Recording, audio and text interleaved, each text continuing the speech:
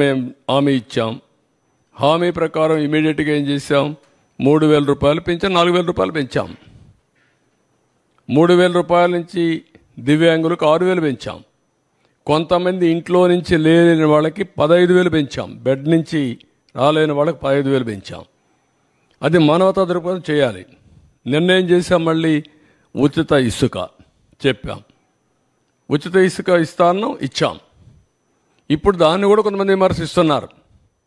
అంటే ఎట్లా మాట్లాడుతున్నారంటే ఉచిత ఇసుక అంటే మేము ఇసుక ఇంట్లో ఇస్తామని చెప్పామని మాట్లాడతారు. లేకుంటే నేనే మళ్ళీ ఇల్లు కూడా కట్టిస్తాను, లేకుంటే వాళ్ళ ఇంట్లో కూడా పొలాన్ని నేను పని చేస్తాను అని చెప్తారు. ఏం చెప్పమంటారు వాళ్ళని? ఇది రాజకీయం. ఆ రాజకీయాలన్నప్పుడు వాళ్ళకి వాళ్ళు చెప్పేది తప్పని చెప్పాలి. దీనికంటే ట్రాన్స్పరెంట్ పాలసీ ఏమందంటే జిల్లాలకు అప్పచెప్పాం. స్టాక్స్ అన్నీ వాళ్ళకే ఇచ్చేసాం. అక్కడ ఇసుక తీయమన్నాం.